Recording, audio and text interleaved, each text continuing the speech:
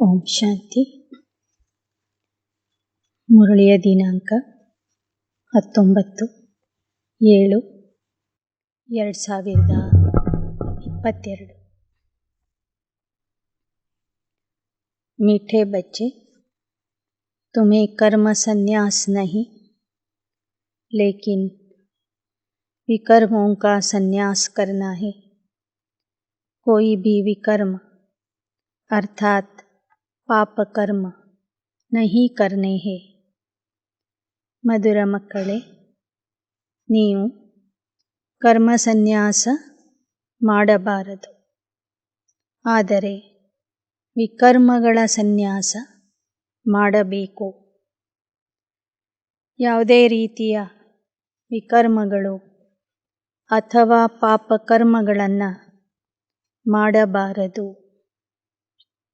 प्रश्न: तुम बच्चे किस अभ्यास से डेड साइलेंस का अनुभव कर सकते हो?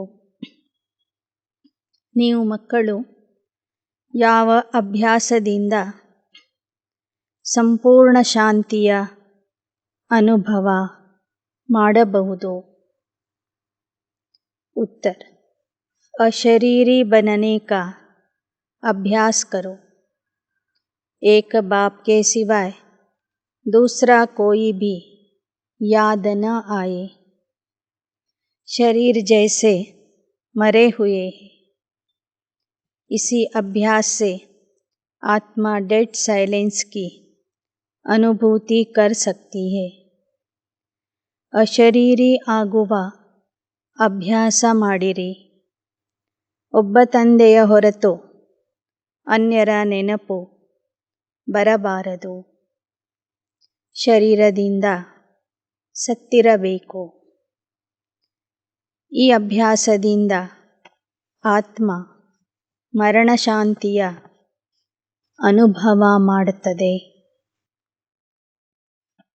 प्रश्न: सर्व दुखों से छूटने की सहज विधि क्या है?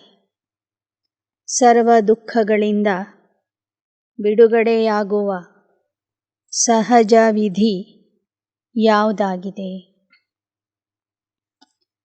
उत्तर: ड्रामा को अच्छी रीति बुद्धि में रखो.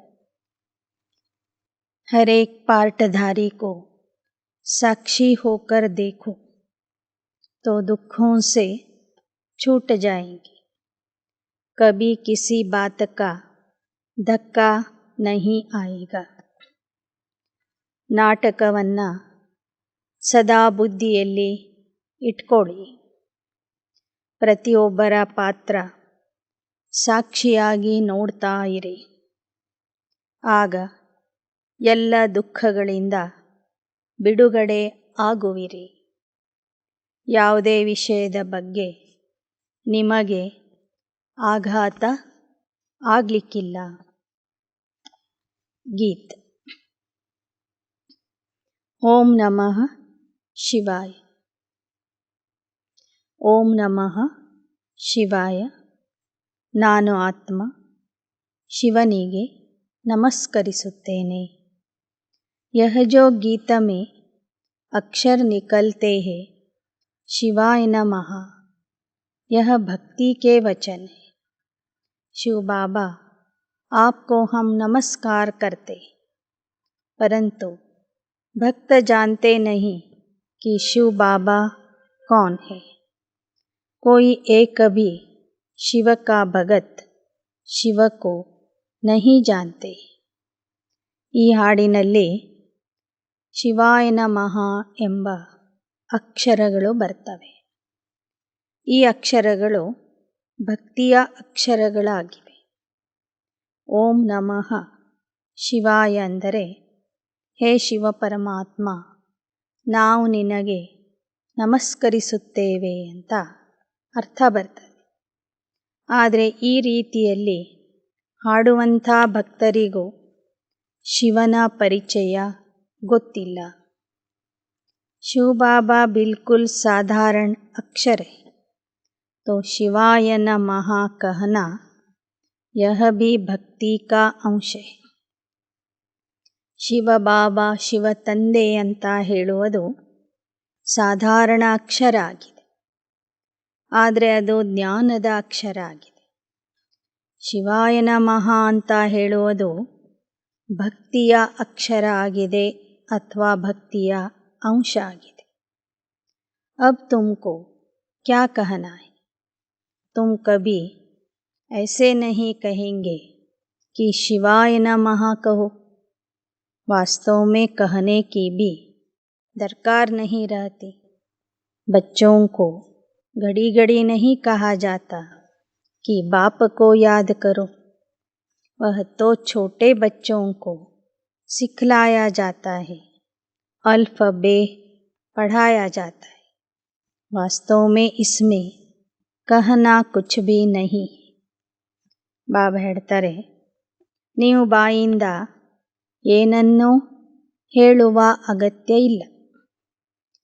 ಚಿಕ್ಕ ಮಕ್ಕಳಿಗಾದರೆ ತಂದೆಯ ನೆನಪು ಮಾಡು ಅಥವಾ ಅಕ್ಷರಗಳನ್ನು ಕಲಿ ಅಂತ ಚಿಕ್ಕ ಮಕ್ಕಳಿಗೆ ಹೇಳ್ತಾರೆ ವಿನಃ ದೊಡ್ಡವರಿಗೆ ಹೇಳೋದಿಲ್ಲ.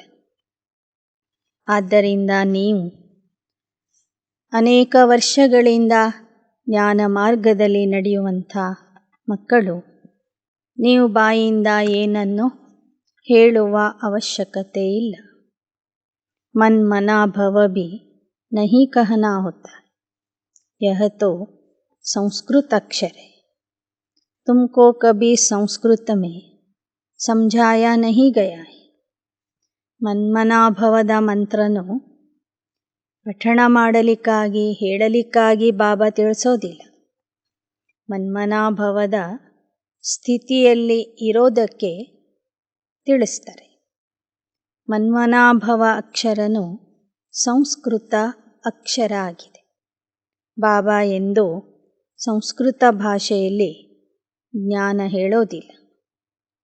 ಮನ್ಮನಾಭವ ಅಂದರೆ बाप कहते बाप को याद करो तो तुम्हारे विकर्म विनाश हो जाएंगे. आत्मा स्वयं जानती है.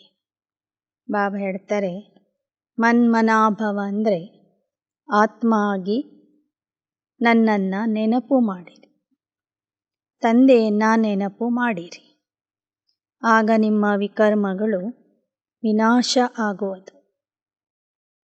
ನೆನಪು ಮಾಡುವುದು ಬಚ್ಚೋಂಕಾ ಫರ್ಜ ಹುವ. ತಂದೆ ಹೇಳ್ತಾರೆ ಅಂದ ಮೇಲೆ ಅವನನ್ನು ನೆನಪು ಮಾಡುವುದೇ ನಮ್ಮ ಕರ್ತವ್ಯ ಆಗಿದೆ. ಯಹಾ ಆಕರ್ ಜಬ್ ಬೈಠತೆ ಹೋ ತೋ ಅಶರೀರಿ ಹೋಕರ್ ಬೈಠನಾ ಹೈ.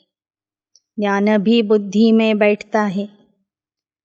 ಸೇವಾ ಕೇಂದ್ರಕ್ಕೆ ಬಂದು ತಂದೆಯ ಸನ್ಮುಖದಲ್ಲಿ ಯಾವಾಗ ಕೂತ್ಕೊಳ್ತೀರಿ ಆಗ ತಂದೆಯ ನೆನಪು ಮಾಡ್ತಾ ಅಶರೀರಿಯಾಗಿ ನೀವು ಕೂತ್ಕೊಳ್ಬೇಕು. ಜ್ಞಾನವೂ ಬುದ್ಧಿಯಲ್ಲಿ ಇದ್ದೇ ಇರ್ತದೆ. ಅಶರೀರಿಯಾಗಿ ಬಾಬವ್ರನ್ನ ನೆನಪು ಮಾಡೋದ್ರಿಂದ ಕೇಳಿದ ಜ್ಞಾನ ಬುದ್ಧಿಯಲ್ಲಿ ಧಾರಣೆ ಆಗ್ತದೆ. ಯ ಶರೀರ್ ತೋ ಆರ್ಗನ್ಸ್ ಹೈ, ಇನ್ಕಿ ಕ್ಯಾ ವ್ಯಾಲ್ಯೂ ಹೈ. ಬಾಜಾ ಕಿತನಾ ಭೀ ಫಸ್ಟ್ ಕ್ಲಾಸ್ ಹೋ, अगर मनुष्य बजाता ठीक नहीं हो तो बाजा किस काम का. ऐसे ही मुख्य आत्मा है. आत्मा को यह ऑर्गन्स मिले हैं कर्म करने के लिए. ಬಾಬಾ ಹೇಳ್ತಾರೆ, ಇಲ್ಲಿ ಆತ್ಮನೇ ಮುಖ್ಯ. ಈ ದೇಹ ಒಂದು ಯಂತ್ರ ಆಗಿದೆ ಅಥವಾ ವಾದ್ಯ ಆಗಿದೆ. ವಾದ್ಯ ಎಷ್ಟೇ ಒಳ್ಳೆಯದಿರಲಿ, ಬಾರಿಸೋನು ಸರಿ ಇಲ್ಲ ಅಂದರೆ ಆ ವಾದ್ಯದ ಬೆಲೆನೇ ಕಡಿಮೆ ಆಗ್ತದೆ.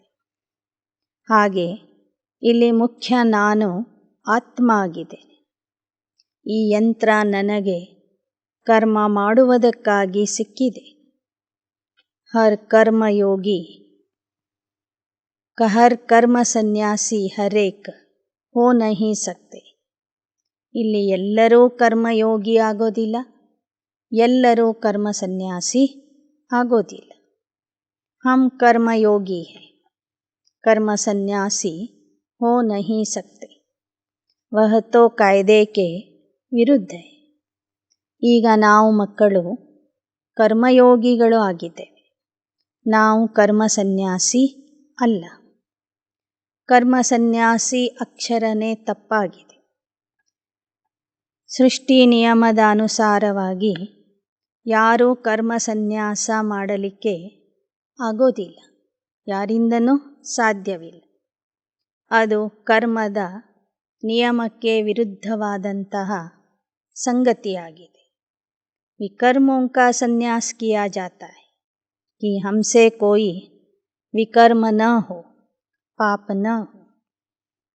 ವಿಕರ್ಮಗಳ ಸನ್ಯಾಸ ಮಾಡಬಹುದು ವಿನಃ ಕರ್ಮದ ಸನ್ಯಾಸ ಮಾಡಲಿಕ್ಕೆ ಆಗೋದಿಲ್ಲ. ಆತ್ಮ ದೇಹದಲ್ಲಿ ಇರೋ ತನಕನೂ ಕರ್ಮ ಮಾಡಲೇಬೇಕಾಗ್ತದೆ. सबसे बड़ा विकार काम का है. संन्यास धर्म वाले विकार को पाप अथवा दुश्मन मानते, इसलिए ड्रामानुसार उनका धर्म ही है जंगल में चले जाना. ಸನ್ಯಾಸ ಧರ್ಮದವರು 5 ವಿಕಾರಗಳಿಗೆ ಪಾಪ ಅಥವಾ ಶತ್ರು ಅಂತ ತಿಳ್ಕೋತಾರೆ. ಆ ಕಾರಣದಿಂದ ಅವರು ಆ ವಿಕಾರಗಳಿಂದ ದೂರ ಹೋಗೋದಕ್ಕಾಗಿ ಕಾಡಿಗೆ ಹೋಗ್ತಾರೆ.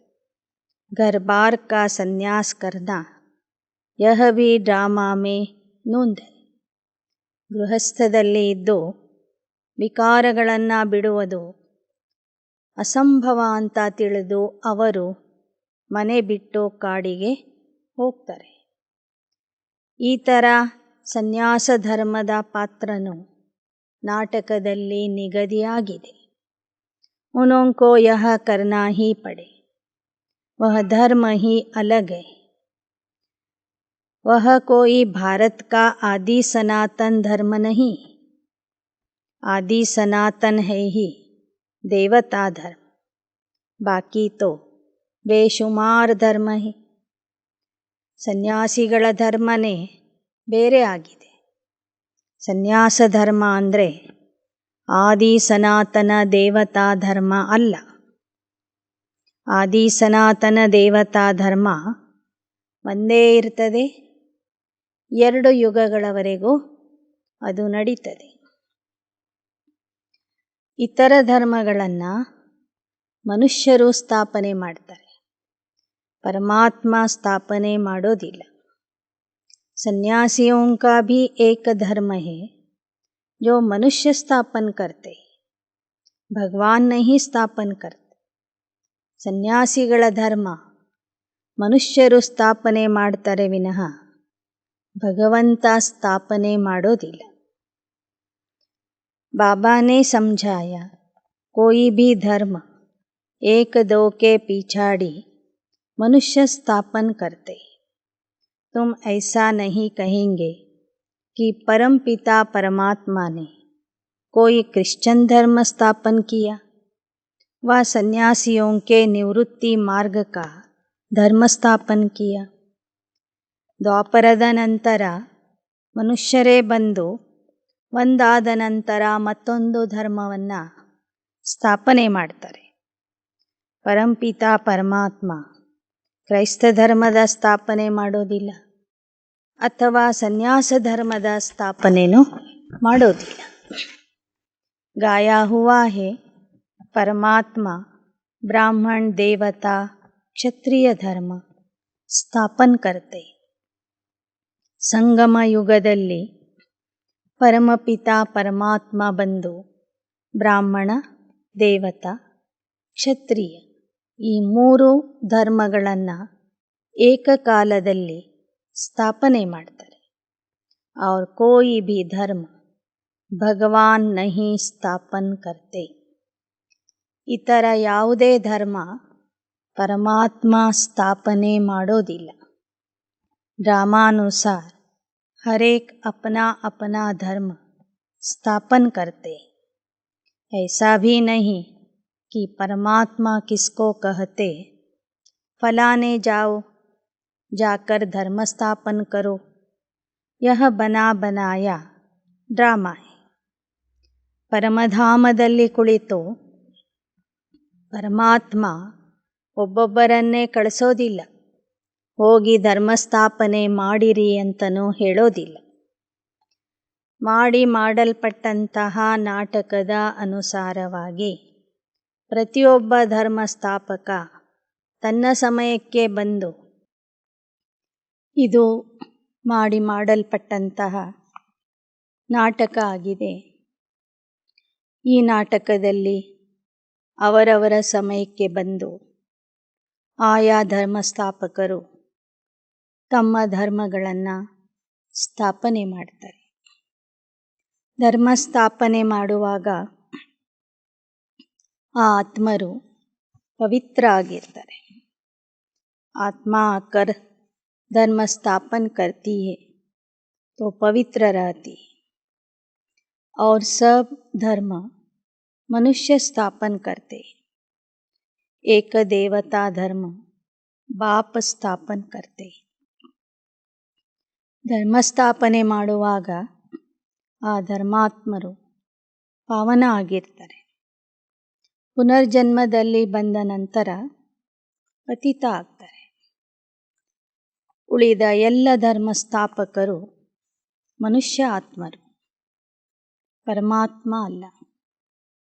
ದೇವತಾ ಧರ್ಮದ ಸ್ಥಾಪಕ ಮಾತ್ರ ಒಬ್ಬ ಪರಮಾತ್ಮ ಆಗಿದ್ದಾನೆ. उनको पतित पावन कहकर पुकारते. पावन दुनिया में कोई नहीं पुकारते. ಆ ಪರಮಾತ್ಮನಿಗೆ ಪತಿತ ಪಾವನ ಅಂತ ಕರೀತಾರೆ. ಸತ್ಯಯುಗದಲ್ಲಿ ಯಾರೂ ಕರೆಯೋದಿಲ್ಲ. ತುಮಾರಿ ಯಹ ಹೇ ಪಾಠಶಾಲಾ परमात्मा की. यह भी प्रश्न बोर्ड पर बनवा कर लिखो, गीता का भगवान कौन? एक तरफ बाप की महिमा, दूसरी तरफ कृष्ण की महिमा.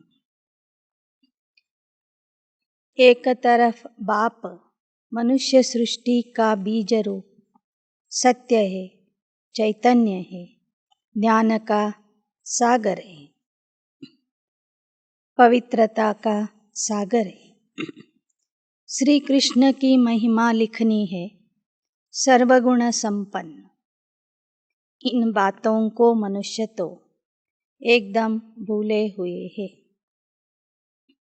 ಪರಮಾತ್ಮನ ಮಹಿಮೆಯಲ್ಲಿ ಬರೆದಾಕ್ರಿ, ಮನುಷ್ಯ ಸೃಷ್ಟಿಯ ಬೀಜರೂಪ ಸತ್ಯ, ಚೈತನ್ಯ, ಜ್ಞಾನದ ಸಾಗರ, ಪವಿತ್ರತೆಯ ಸಾಗರ, ಜನನ ಮರಣ ರಹಿತ ಅಂತ ಬರೆದಾಗ.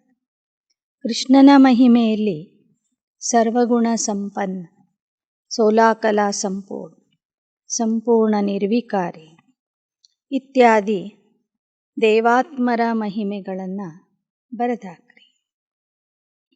ಮನುಷ್ಯ एकदम इन बातों को भूले हुए.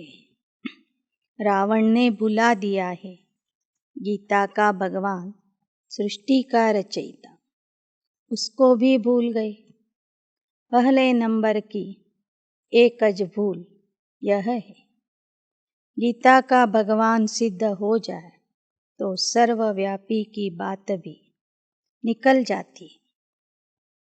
ಗೀತೆಯ ಭಗವಂತನನ್ನು ಸಿದ್ಧ ಮಾಡಿಬಿಟ್ರೆ ಸರ್ವವ್ಯಾಪಿಯ ವಿಚಾರನೂ ಸಿದ್ಧ ಆಗ್ತದೆ. ಪರಮಾತ್ಮ ಸರ್ವವ್ಯಾಪಿ ಅಲ್ಲ ಅನ್ನೋದು ಸಿದ್ಧ ಆಗ್ತದೆ. ಭಾರತದಲ್ಲಿ ಮಾಡಿರುವ ಮೊದಲನೇ ತಪ್ಪು ಗೀತೆಯ ಭಗವಂತ ಪರಮಾತ್ಮನ ಬದಲಾಗಿ ಕೃಷ್ಣನ ಹೆಸರನ್ನು ಸೇರಿಸಿರುವುದು. ಎರಡನೇ ತಪ್ಪು ಪರಮಾತ್ಮನಿಗೆ ಸರ್ವವ್ಯಾಪಿ ಅಂತ ಹೇಳುವುದು.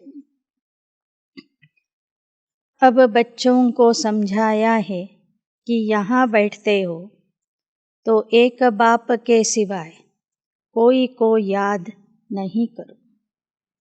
परंतु जिनको प्रैक्टिस नहीं है, सारा दिन सर्विस में रहते हैं, वह निरंतर शिव बाबा को याद करे, यह बड़ा मुश्किल है. याद न करने से वह डेड साइलेंस हो नहीं सकते हैं. ಇಲ್ಲಿ ಬಂದು ಕುಳಿತಾಗ ಒಬ್ಬ ತಂದೆಯ ವಿನಃ ನೀವು ಯಾರನ್ನೂ ನೆನಪು ಮಾಡಬಾರದು. ಆದರೆ ಇದಕ್ಕೆ ಅಭ್ಯಾಸ ಬೇಕು. ಕೆಲವರು ಇಡೀ ದಿನ ಸೇವೆಯಲ್ಲಿ ತತ್ಪರ ಆಗಿರ್ತಾರೆ. ಅವರು ಸಂಪೂರ್ಣ ಶಾಂತಿಯ ಅನುಭವ ಮಾಡೋದಿಲ್ಲ. ತುಮ್ ಅಶರೀರಿ ಬನ್ ಜಾತೆ ಹೋ, ಗೋಯಾ ಶರೀರ ಸೆ ಮರ್ ಜಾತೆ. मरता शरीर है, आत्मा थोड़े ही मरती. आत्मा कहती मैं शरीर छोड़ता हूँ, मैं मरता हूँ. यह अक्षर कहना ರಾಂಗ್ है. ಸಾಯುವುದು ಅಂದರೆ ದೇಹ ಸಾಯ್ತದೆ ವಿನಃ ಆತ್ಮ ಸಾಯೋದಿಲ್ಲ. ನಾನು ಸಾಯ್ತೀನಿ ಅಂತ ಹೇಳುವಂಥದ್ದು ತಪ್ಪಾಗಿದೆ. ನಾನು ದೇಹ ಬಿಡ್ತೀನಿ ಅಂತ ಹೇಳುವುದು ಸರಿಯಾಗಿದೆ. ಆತ್ಮಾನೇ ಶರೀರ್ ಛೋಡ ಯಹ ರೈಟ್ ಅಕ್ಷರ ಹೇ. ಆತ್ಮ ಏಕ ಶರೀರ್ ಛೋಡ್ ದೂಸರಾ ಲೇತಿ. पार्टधारी सब है. ड्रामा प्लान अनुसार आत्मा एक शरीर छोड़ दूसरा लेकर पार्ट बजाती है. इसमें दुख हम क्यों करें? इस ड्रामा के हम सब एक्टर हैं. यह बात भूल जाती. ड्रामा को जान जाए तो दुख कभी हो नहीं सकता. हर एक अपना पार्ट बजा रहे. भल तुमको ज्ञान मिला है तो भी जब तक परिपक्व अवस्था हो तब तक कुछ धक्का आ जाता है. सतयुग में कभी धक्का नहीं आता. वहाँ तो बैठे बैठे शरीर छोड़ देते. अब नया शरीर जाकर लेना है. भले ಎಲ್ಲರಿಗೂ ನಿಮಗೆ ಆತ್ಮಜ್ಞಾನ ಸಿಕ್ಕಿದೆ. ಆದರೆ ಪರಿಪಕ್ವ ಅವಸ್ಥೆ ಬರೋ ತನಕ ಯಾರಾದರೂ ದೇಹ ಬಿಟ್ಟಾಗ ನಿಮಗೂ ಆಘಾತ ಆಗ್ತದೆ. ಸತ್ಯಯುಗದಲ್ಲಿ ಯಾರಿಗೂ ಆಘಾತ ಆಗೋದಿಲ್ಲ. ಅಲ್ಲಿ ಹಗೂರವಾಗಿ ದೇಹ ಬಿಟ್ಟು ಹೋಗ್ತಾರೆ. ಸರ್ಪ ಕಾ ಮಿಸಾಲ್ है. यहाँ तो ढेर रोने लग पड़ते. कहाँ कहाँ से आकर सयापा करते. सतयुग में यह बातें होती नहीं. ಹಾವು ಪೊರೆ ಬಿಟ್ಟಂತೆ ಸತ್ಯಯುಗದಲ್ಲಿ ದೇವತೆಗಳು ದೇಹ ಬಿಡ್ತಾರೆ. ಇಲ್ಲಿ ಯಾರಾದರೂ ದೇಹ ಬಿಟ್ಟರೆ ರಾಶಿ ಜನ ಬಂದು ಅಳಲಿಕ್ಕೆ ಶುರು ಮಾಡ್ತಾರೆ. ದೂರ ದೂರದಿಂದ ಬಂದು ಸಾಂತ್ವನ ಮಾಡ್ತಾರೆ, ಸಮಾಧಾನ ಮಾಡ್ತಾರೆ. ಸತ್ಯುಗ್ ಮೇ ಯಹ ಬಾತೆ ಹೋತಿ ನಹಿ.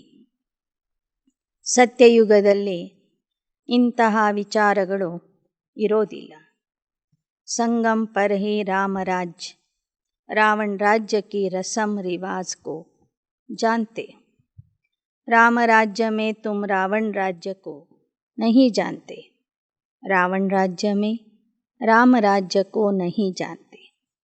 संगम पर ही दोनों को जानते.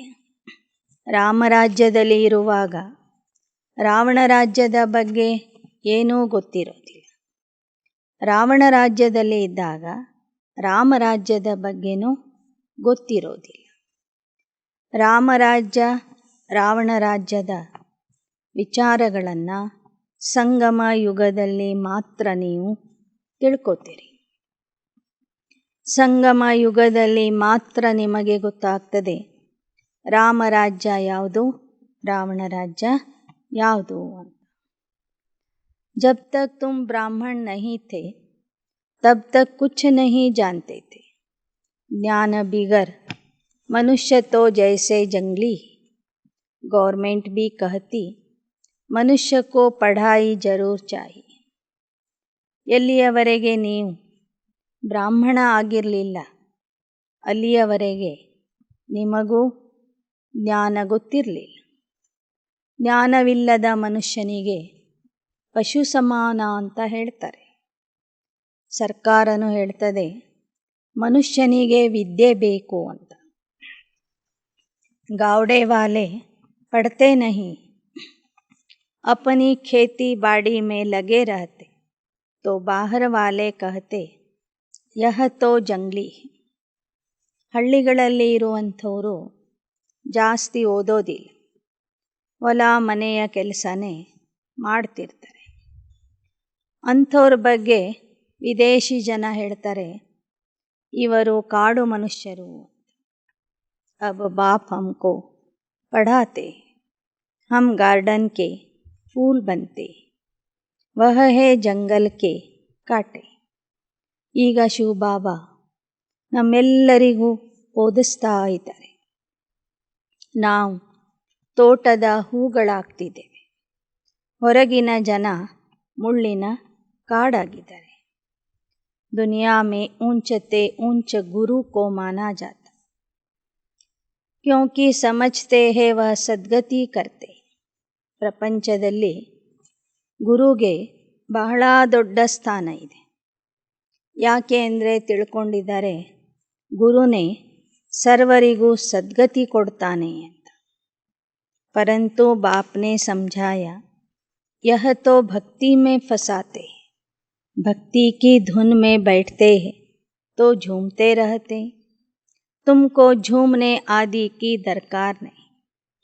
ಆದರೆ ಬಾಬಾ ಏನು ಹೇಳ್ತಾರೆ, ದೇಹಧಾರಿ ಗುರುಗಳು ನಿಮ್ಮನ್ನು ಭಕ್ತಿಯಲ್ಲಿ ಮುಳುಗಿಸ್ತಾರೆ, ಸಿಲುಕಿಸ್ತಾರೆ. ಭಕ್ತಿಯಲ್ಲಿ ಹಾಡುವುದು, ಭಜನೆ ಮಾಡುವುದು, ಕುಣಿಯುವುದು, ಅದರಲ್ಲಿನೇ ಭಕ್ತರು ಮಗ್ನ ಆಗಿಬಿಡ್ತಾರೆ. ನೀವು ಇಲ್ಲಿ ಕೀರ್ತನೆ ಭಜನೆ ಇತ್ಯಾದಿಗಳನ್ನು ಮಾಡೋದಿಲ್ಲ, ಅದರ ಅವಶ್ಯಕತೆ ನಿಮಗೆ ಇಲ್ಲ. यहाँ तो बाप से वर्षा लेना है, तुम समझ सकते हो हमको अपना जीवन कैसे ऊंच बनाना है. ಈಗ ನೀವು ತಂದೆಯಿಂದ ಆಸ್ತಿ ತಗೋಬೇಕಾಗಿದೆ. ನಿಮಗೆ ತಿಳಿದಿದೆ ನಿಮ್ಮ ಜೀವನವನ್ನು ಹೇಗೆ ಉನ್ನತ ಜೀವನವನ್ನಾಗಿ ಮಾಡ್ಕೋಬೇಕು ಅಂತ. भारत हीरे जैसा था, गीता में अगर परमात्मा का नाम होता तो सब कुछ समझ जाते. परमात्मा ही सर्व का सद्गति दाता है.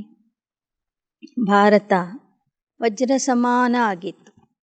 ಒಂದು ವೇಳೆ ಭಗವದ್ಗೀತೆಯಲ್ಲಿ ಪರಮಾತ್ಮನ ಹೆಸರು ಇದ್ದಿದ್ದರೆ ಆ ತಂದೆಯಿಂದ ಎಲ್ಲರಿಗೂ ಸದ್ಗತಿ ಸಿಕ್ತಿತ್ತು. ಯಾಕೆ ಅಂದರೆ ಅವನೇ ಸರ್ವರ ಸದ್ಗತಿ दाता ಆಗಿದ್ದಾನೆ. उनकी शिव जयंती भी भारत में मनाते.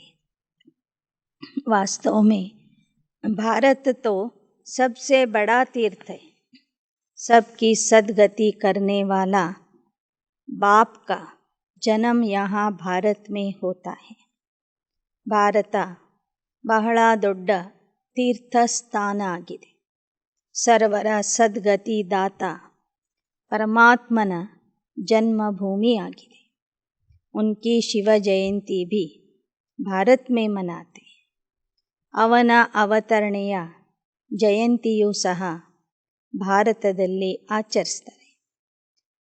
ಶಿವ ಕೆ ಮಂದಿರ್ ಭಿ ಜहाँ तहाँ है, सब धर्म वाले जहाँ भी शिव का मंदिर देखेंगे तो जाकर शिव बाबा पर हार चढ़ाएंगे.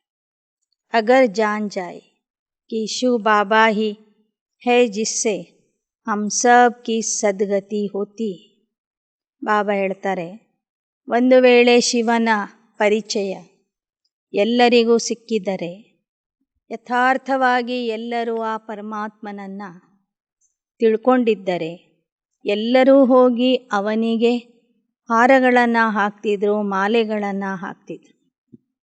ಎಲ್ಲರ ಅಲೆದಾಟ ಸಮಾಪ್ತಿ ಆಗ್ತಿತ್ತು.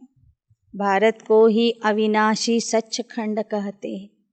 ಆದರೆ ಪರಮಾತ್ಮನ ಯಥಾರ್ಥ ಪರಿಚಯ ಇಲ್ಲದಿರುವ ಕಾರಣ ಎಲ್ಲ ಧರ್ಮದವರು ಅಲಿತಾ ಇದ್ದಾರೆ, ಭಕ್ತರು ಅಲಿತಾ ಇದ್ದಾರೆ. ಭಾರತ ಅವಿನಾಶಿ ಸತ್ಯಖಂಡ ಆಗಿದೆ. ಕಭಿ ವಿನಾಶ ನಹೀ ಹೋತಾ, ಯಹ ಭೀ ತುಮ್ ಜಾನ್ತೆ. ಭಾರತ ಯಾವತ್ತೂ ಸಂಪೂರ್ಣ ವಿನಾಶ ಆಗೋದಿಲ್ಲ. ಅದು ಪರಮಾತ್ಮನ ಅವತರಣೆಯ ಭೂಮಿ ಆಗಿರುವ ಕಾರಣ ಅವಿನಾಶಿ ದೇಶ ಆಗಿದೆ, ಸತ್ಯಖಂಡ ಆಗಿದೆ ಅನ್ನುವ ವಿಚಾರನೂ ಜನರಿಗೆ ಗೊತ್ತಿಲ್ಲ. अब बच्चे जानते हो कि बाप अभी यहाँ फैमिली सहित बैठा है. यह ईश्वरीय फैमिली है और वह है आसुरी फैमिली. तुम्हारे में कोई कोई है जो अच्छी तरह समझते, शुद्ध अहंकार में रहते. देह अभिमान है अशुद्ध अहंकार. देवताओं के चेहरे पर कितना हर्षितपना रहता है. तुम्हारा गुप्त अहंकार शुद्ध अहंकार है. आत्मा को बहुत ಖುಷಿ होती है. ಈಗ ತಂದೆ ತನ್ನ ಪರಿವಾರದ ಸಹಿತವಾಗಿ ಇಲ್ಲಿ ಕುಳಿತಿದ್ದಾರೆ. ಇದು ಈಶ್ವರೀಯ ಪರಿವಾರ ಆಗಿದೆ. ಹೊರಗಿರುವ ಪರಿವಾರ ಆಸುರಿ ಪರಿವಾರ ಆಗಿದೆ. ಮಕ್ಕಳಲ್ಲಿ ಯಾರು ಈ ಜ್ಞಾನವನ್ನು ಯಥಾರ್ಥವಾಗಿ ತಿಳ್ಕೊಂಡಿರ್ತಾರೆ, ಜನರಿಗೂ ತಿಳಿಸ್ತಾರೆ, ಅವರಲ್ಲಿ ಶುದ್ಧ ಅಹಂಕಾರ ಇರ್ತದೆ.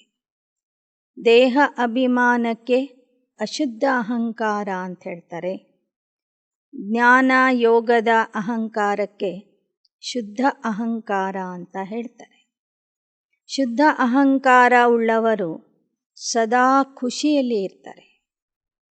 ನಿಮ್ಮ ಈ ಶುದ್ಧ ಅಹಂಕಾರ ಗುಪ್ತವಾಗಿದೆ.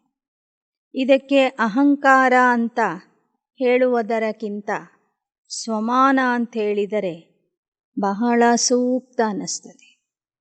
आत्मा को बहुत खुशी होती कि कल्प बाद फिर से बाबा मिला है. हमको राज्य भाग्य का वर्षा देने लायक बना रहे. बड़ी खुशी रहनी चाहिए. तुम्हारे अगेंस्ट बहुत है. तुम्हारी एक बात है, ईश्वर सर्वव्यापी नहीं. दूसरी गीता का भगवान कृष्ण नहीं है. यह है दो मुख्य भूले. इसलिए बाबा कहते, पहले पहले इसको सिद्ध करो. इसको हल करने से सेकंड में जीवन मुक्ति पा सकते. ನಿಮಗೆ ವಿರೋಧ ಮಾಡೋರು ಬಹಳ ಜನ ಇದ್ದಾರೆ. ಆದರೆ ನೀವು ಈ ಎರಡು ಮಾತುಗಳನ್ನು ಸಿದ್ಧ ಮಾಡಿಬಿಟ್ರೆ ಪರಮಾತ್ಮ ಸರ್ವವ್ಯಾಪಿ ಅಲ್ಲ, ಗೀತೆಯ ಭಗವಂತ ಶ್ರೀಕೃಷ್ಣ ಅಲ್ಲ ಅನ್ನುವ ಈ ಎರಡು ಮಾತುಗಳನ್ನು ನೀವು ಸಿದ್ಧ ಮಾಡಿದರೆ ಕ್ಷಣದಲ್ಲಿ ನೀವು ಜೀವನ ಮುಕ್ತಿಯನ್ನು ಪಡ್ಕೋಬಹುದು. ಜನಕ್ ಮಿसल सेकंड में जीवन मुक्ति, यह तो भारत में मशहूर है. उसने कहा, कौन है जो हमको सेकंड में ब्रह्म ज्ञान देवे. यह ब्रह्मा ज्ञान है ना, जो ब्राह्मण ब्राह्मणियाँ देते, उनको ज्ञान देने वाला ज्ञान का सागर शिव है. इन बातों को वह नहीं समझते. ಬಾಬಾ ಹೇಳ್ತಾರೆ, ಇದು ಬ್ರಹ್ಮಜ್ಞಾನ ಅಲ್ಲ, ಬ್ರಹ್ಮಜ್ಞಾನ ಆಗಿದೆ. ಈ ಜ್ಞಾನ ಕೊಡೋನು ಜ್ಞಾನಸಾಗರ ಶಿವ ಆಗಿದ್ದಾನೆ. ಈ ವಿಚಾರ ಭಕ್ತರಿಗೆ ಗೊತ್ತಿಲ್ಲ. ಆದ್ದರಿಂದ ವಹ ಕಹತೆ ಬ್ರಹ್ಮಜ್ಞಾನ. ಬಾಬಾ ಹೇಳ್ತಾರೆ, ಅವರು ಬ್ರಹ್ಮಜ್ಞಾನ ಅಂತ ಹೇಳ್ತಾರೆ. ಬ್ರಹ್ಮಭೋಜನ್ ಕೋ ब्रह्मभोज कह देते. ब्रह्म तो तत्व है, ब्रह्मा तो बाप है. ಬ್ರಹ್ಮಭೋಜನಕ್ಕೆ ಅವರು ಬ್ರಹ್ಮಭೋಜನ ಅಂತ ಹೇಳ್ತಾರೆ. ಬ್ರಹ್ಮತತ್ವವನ್ನು ನೆನಪು ಮಾಡ್ತಾರೆ. ಬ್ರಹ್ಮತತ್ವ ಅಂದರೆ ನಮ್ಮ ಮನೆ.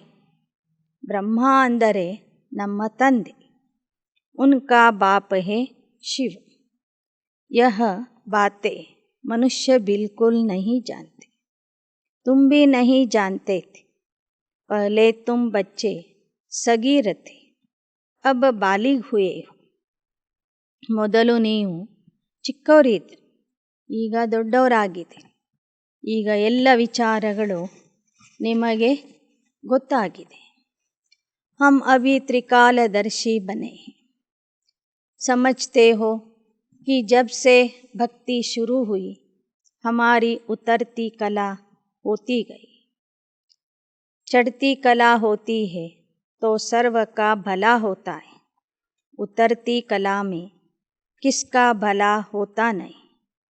ಬಾಬಾ ಹೇಳ್ತಾರೆ, ತ್ರಿಕಾಲ ಜ್ಞಾನದ ಜೊತೆಗೆ ಏರುವ ಮತ್ತು ಇಳಿಯುವ ಕಲೆಯ ಬಗ್ಗೆನೂ ನಮಗೆ ಈಗ ತಿಳಿದಿದೆ. ಮೊದಲು ನಾವು ಏರುವ ಕಲೆಯಲ್ಲಿ ಇದ್ವಿ. ಸಂಗಮ ಯುಗದಲ್ಲಿ ಏರುವ ಕಲೆ ಇತ್ತು. ನಂತರ ಸತ್ಯಯುಗದಿಂದನೂ ಇಳಿತಾ ಬಂದ್ವಿ. ದ್ವಾಪರ ಯುಗದಿಂದ ತೀವ್ರ ವೇಗದಿಂದ ಇಳಿತಾ ಬಂದ್ವಿ. ಏರುವ ಕಲೆಯಿಂದ ಎಲ್ಲರಿಗೂ ಒಳ್ಳೆಯದಾಗ್ತದೆ ವಿನಃ ಇಳಿಯುವ ಕಲೆಯಿಂದ ಯಾರಿಗೂ ಒಳ್ಳೆಯದಾಗೋದಿಲ್ಲ. यह भी अच्छी टॉपिक है. इस पहेली को हल करने से कि गीता का भगवान कौन है.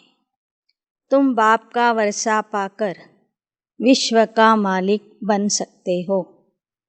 मनुष्य विश्व का मालिक निराकार को समझते, परंतु विश्व तो सृष्टि को कहा जाता. बाप विश्व का मालिक नहीं बनता है. ಮನುಷ್ಯರು ಪರಮಾತ್ಮನಿಗೆ ವಿಶ್ವದ ಮಾಲೀಕ ಅಂತ ತಿಳ್ಕೊಂಡ್ರು. ವಿಶ್ವ ಅಂದರೆ ಈ ಜಗತ್ತು. ಬಾಬಾ ಹೇಳ್ತಾರೆ, ನಾನು ಈ ಜಗತ್ತಿಗೆ ಅಥವಾ ವಿಶ್ವಕ್ಕೆ ಮಾಲೀಕ ಆಗೋದಿಲ್ಲ. ನೀವು ಮಕ್ಕಳು ಮಾಲೀಕ ಆಗ್ತೀರಿ. बाप कहते मैं निष्काम सेवाधारी हूँ. तुम मोस्ट बिलीवेड चिल्ड्रन हो. मैं तुम्हारा ओबीडियंट सर्वेंट हूँ. तुम पुकारते हो हे पतित पावन आओ, तो मैं आकर कहता हाजिर सरकार आया हूँ. बाप बच्चों का सर्वेंट ही है. ಬಾಬಾ ಹೇಳ್ತಾರೆ, ನಾನು ನಿಷ್ಕಾಮ ಸೇವಾಧಾರಿಯಾಗಿದೆ, ಆಜ್ಞಾಕಾರಿ ಸೇವಕ. ನೀವು ನನಗೆ ಕರೆದಿದ್ದೀರಿ, ಹೇ ಪತಿತ ಪಾವನ ಬಾ ಅಂಥೇಳಿ. ಆ ಪ್ರಕಾರ ನಾನು ಹಾಜಿರಾಗಿದ್ದೇನೆ. ಯಾವತ್ತೂ ತಂದೆ ಆದವರು ಮಕ್ಕಳ ಸೇವಕ ಆಗಿರ್ತಾರೆ. ಫಿರ್ ಕೋಯಿ ಕಪೂತ ಭಿ ನಿಕಲ್ ಪಡ್ತೆ. बाप तो निराकारी निरहंकारी गाया हुआ. ऊंचते ऊंच भगवान फिर उनका यह रथ है. ಆದರೆ ನನ್ನ ಮಕ್ಕಳು ಎಲ್ಲರೂ ಸುಪುತ್ರ ಆಗೋದಿಲ್ಲ. ಕೆಲವರು ಕುಪುತ್ರ ಆಗ್ತಾರೆ. ತಂದೆ ನಿರಾಕಾರಿ ನಿರಹಂಕಾರಿ ಆಗಿದ್ದಾರೆ. ಅವರ ರಥನೂ ನಿರಾಕಾರಿ ನಿರಹಂಕಾರಿ ಆಗಿದೆ. कई बच्चे कहते हम शिव बाबा के रथ के लिए कपड़ा भेज देते. रथ की तो हम खातिरी कर सकते हैं ना. शिव बाबा तो खाते नहीं, किसकी खातिरी करें. ಕೆಲವರು ಹೇಳ್ತಾರೆ, ನಾವು ಶಿವನ ರಥಕ್ಕೆ ಬಟ್ಟೆ ಕಳಿಸ್ತೀವಿ, ಶಿವನ ರಥಕ್ಕೆ ಊಟ ಮಾಡಿಸ್ತೀವಿ. ಬಾಬಾ ಹೇಳ್ತಾರೆ, ನಾನಂತೂ ಊಟ ಮಾಡೋದೇ ಇಲ್ಲ. ನೀವು ವಿಧ ವಿಧವಾದ ಅಡಿಗೆ ಮಾಡಿದ್ರೂ ಅದನ್ನು ಬ್ರಹ್ಮ ಬಾಬಾ ಸೇವನೆ ಮಾಡ್ತಾರೆ ವಿನಃ ನಾನು ಸ್ವೀಕಾರ ಮಾಡೋದಿಲ್ಲ. ಇನ್ಕಿ ಡ್ರೆಸ್ ತೋ ವಹಿ ಚಲಿ ಆ ರಹಿ ಹೈ. कोई अहंकार नहीं, कोई चेंज नहीं. इनको देखकर समझते हैं यह तो जौहरी था. ಬ್ರಹ್ಮ ಬಾಬಾವರು ಸಹ ಅಷ್ಟೇ ಸಾಧಾರಣವಾಗಿ ಇರ್ತಿದ್ರು. ತಮ್ಮ ವೇಷ ವಸ್ತ್ರಗಳನ್ನು ಬದಲಾಯಿಸಲಿಲ್ಲ. ಬ್ರಹ್ಮಬಾಬವ್ರಿಗೆ ಯಾವುದೇ ಪ್ರಕಾರದ ಅಹಂಕಾರನೂ ಬರಲಿಲ್ಲ. ಮೊದಲು ಹೇಗೆ ಇರ್ತಿದ್ರು ಅದೇ ಸಾಧಾರಣ ವೇಷದಲ್ಲಿನೇ ಇರ್ತಿದ್ರು.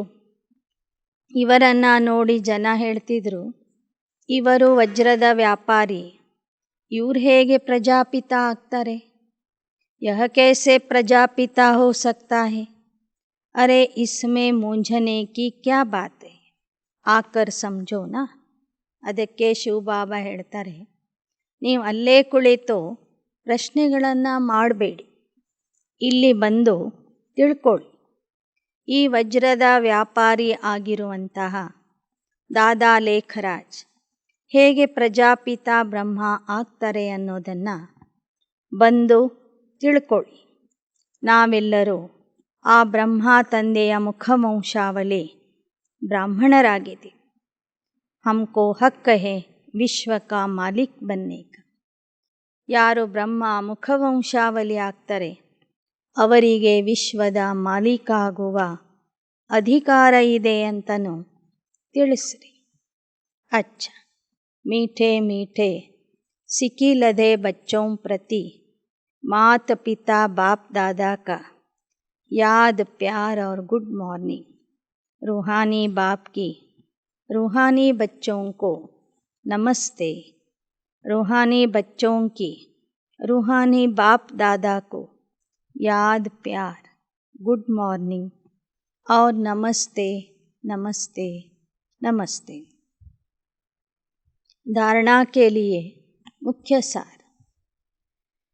अशुद्धता को छोड़ शुद्ध अहंकार में रहना है. यह चेहरा देवताओं जैसा सदा हर्षित रखने के लिए अपार खुशी में रहना है. ಅಶುದ್ಧತೆಯನ್ನು ಬಿಟ್ಟು ಶುದ್ಧ ಅಹಂಕಾರದಲ್ಲಿ ಇರಬೇಕು. ಮಕ್ಕಳ ಮುಖಚರ್ಯೆ ದೇವತೆಗಳ ಸಮಾನ ಸದಾ ಹರ್ಷಿತ ಮುಖ ಇರಬೇಕು. ಅದಕ್ಕಾಗಿ ಸದಾ ಅಪಾರವಾದ ಖುಷಿಯಲ್ಲಿ ಇರಬೇಕು. 2. बाप दादा समान निरहंकारी बनना है, सेवाधारी बनकर सबूत देना है, कभी कपूत नहीं बनना है. ಬಾಪ್ ದಾದಾರವರ ಸಮಾನ ನಿರಹಂಕಾರಿ ಆಗಬೇಕು. ಸೇವಾಧಾರಿಯಾಗಿ ಸೇವೆಯ ಪ್ರಮಾಣ ಕೊಡಬೇಕು. ಯಾವತ್ತೂ ಕುಪುತ್ರ ಆಗಬಾರದು. वरदान. एक बाप दूसरा न कोई. इस स्थिति द्वारा सदा एक रस और लवलीन रहने वाले ಸಹಜ ಯೋಗಿ ಭವ. ಒಬ್ಬ ತಂದೆಯ ಹೊರತು ಬೇರೆ ಯಾರೂ ಇಲ್ಲ ಎಂಬ ಸ್ಥಿತಿಯ ಮೂಲಕ ಸದಾ ಏಕರಸ್ ಮತ್ತು ಪ್ರೇಮಮಗ್ನ ಸ್ಥಿತಿಯಲ್ಲಿ ಇರುವಂತಹ ಸಹಜ ಯೋಗಿ ಆಗಿರಿ. एक बाप दूसरा न कोई. जो बच्चे ऐसी स्थिति में सदा रहते हैं उनकी बुद्धि सार स्वरूप में सहज स्थित हो जाती है. जहाँ एक बाप है वहाँ स्थिति एक रस और लवलीन. अगर एक के बजाय कोई दूसरा तीसरा आया तो खिटखिट होगी. इसलिए अनेक विस्तारों को छोड़ सार स्वरूप का अनुभव करो. एक की याद में एक रस रहो तो सहज योगी बन जाएं. ಒಬ್ಬ ತಂದೆಯ ಹೊರತು ಬೇರೆ ಯಾರೂ ಇಲ್ಲ ಎಂಬ ಸ್ಥಿತಿಯಲ್ಲಿ ಇರುವಂಥ ಮಕ್ಕಳು ಸಾರ ಸ್ವರೂಪ ಆಗಿರ್ತಾರೆ. ಎಲ್ಲಿ ಒಬ್ಬ ತಂದೆಯ ನೆನಪು ಇರ್ತದೆ ಅಲ್ಲಿ ಸ್ಥಿತಿ ಏಕರಸ ಆಗಿರ್ತದೆ. ತಂದೆಯ ಪ್ರೇಮದಲ್ಲಿ ಅವರು ಮುಳುಗಿರ್ತಾರೆ. ಒಬ್ಬನ ಬದಲಾಗಿ 2, 3 ಜನರ ನೆನಪು ಬಂದರೆ ಅಲ್ಲಿ ಕಿರಿಕಿರಿ ಉಂಟಾಗ್ತದೆ. ಆದ್ದರಿಂದ ಅನೇಕ ವಿಸ್ತಾರಗಳನ್ನು ಬಿಟ್ಟು ಸಾರಸ್ವರೂಪದ ಅನುಭವ ಮಾಡಿರಿ. ಒಬ್ಬನ ನೆನಪಿನಲ್ಲಿ ಇದ್ದು ಏಕರಸ ಆಗಿರಿ, ಆಗ ಸಹಜ ಯೋಗಿ ಆಗಿಬಿಡುವಿರಿ. ಸ್ಲೋಗನ್: ದಿಲ್ में सदा यही अनहद गीत बजता रहे कि मैं बाप की बाप मेरा. ಹೃದಯದಲ್ಲಿ ಸದಾ ಇದೇ ಹಾಡು ನಿರಂತರವಾಗಿ ಮೂಡಿಬರಲಿ, ಮೊಳಗ್ತಾ ಇರಲಿ. ನಾನು ತಂದೆಯವನು, ತಂದೆ ನನ್ನವನು. ಅಚ್ಚ. ಓಂ ಶಾಂತಿ.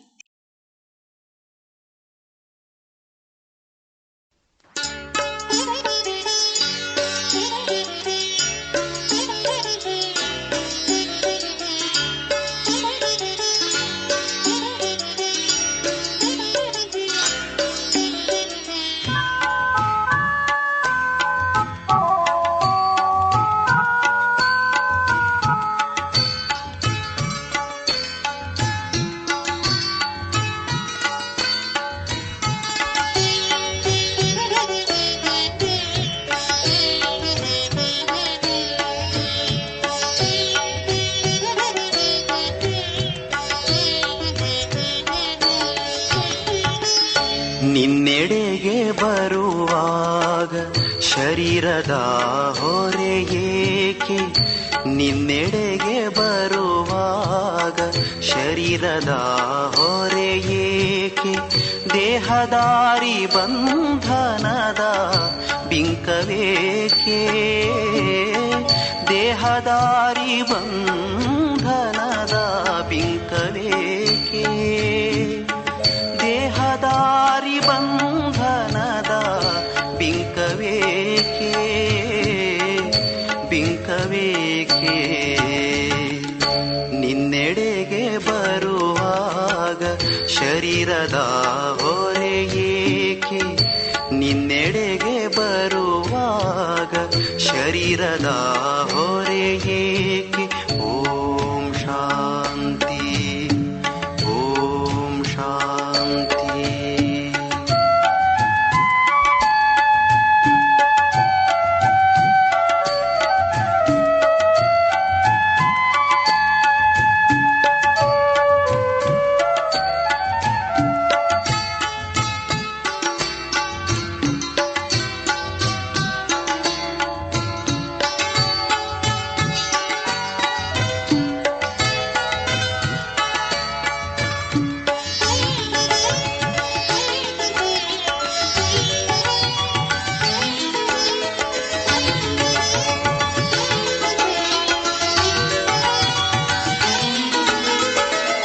ನೀನೆ ಬಂದಿರುವಾಗ ಜೀವನದ ಚಿಂತೆ ಏಕೆ? ನೀನೆ ಬಂದಿರುವಾಗ ಜೀವನದ ಚಿಂತೆ ಏಕೆ? ನೀನೆ ಬಂದಿರುವಾಗ ಜೀವನದ ಚಿಂತೆ ಏಕೆ? ಜನ್ಮ ಜನ್ಮದ ಬಯಕೆ ಪ್ರಾಪ್ತಿಯಾಗಿಹುದು. ಜನ್ಮ ಜನ್ಮದ ಬಯಕೆ ಪ್ರಾಪ್ತಿಯಾಗಿಹುದು. ನಿನ್ನೆಡೆಗೆ ಬರುವಾಗ ಶರೀರದ ಹೊರೆ ಏಕೆ? ನಿನ್ನೆಡೆಗೆ ಬರುವಾಗ ಶರೀರದ ಹೊರೆ ಏಕೆ? ದೇಹದಾರಿ ಬಂಧನದ ಬಿಂಕವೇಕೆ? ದೇಹದಾರಿ ಬಂಧನದ ಬಿಂಕವೇಕೆ? ದೇಹದಾರಿ ಬಂಧನದ ಬಿಂಕವೇಕೆ? ಬಿಂಕವೇಕೆ?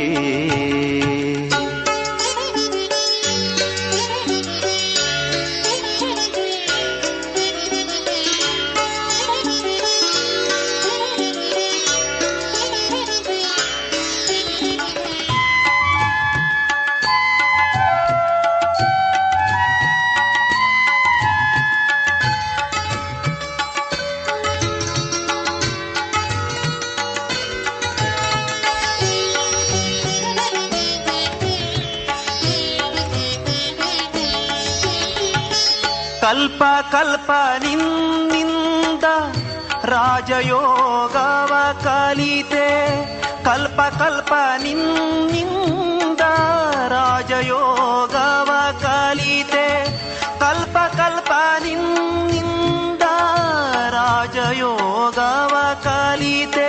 ಪಾವನಾತ್ಮನಾದೆ ಹೂವಿನಂತೆ, ಪಾವನಾತ್ಮನಾದೆ ಹೂವಿನಂತೆ.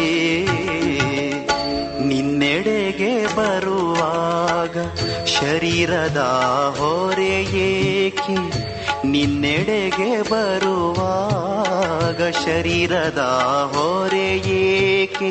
ದೇಹದಾರಿ ಬಂಧನದ ಬಿಂಕವೇಕೆ, ದೇಹದಾರಿ ಬಂಧನದ ಬಿಂಕವೇಕೆ, ದೇಹದಾರಿ ಬಂಧನದ ಬಿಂಕವೇಕೆ, ಬಿಂಕವೇಕೆ.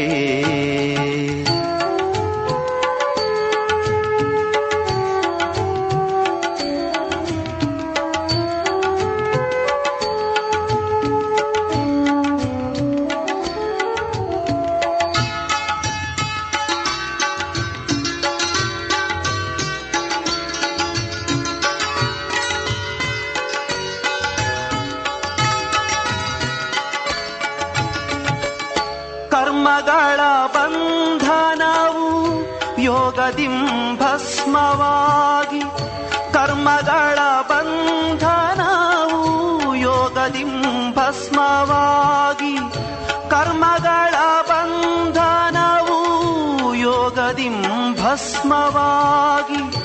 ಆತ್ಮಸ್ವರೂಪದಲ್ಲಿ ಹಾರಿ ಬರುವೆ, ಆತ್ಮಸ್ವರೂಪದಲ್ಲಿ ಹಾರಿ ಬರುವೆ.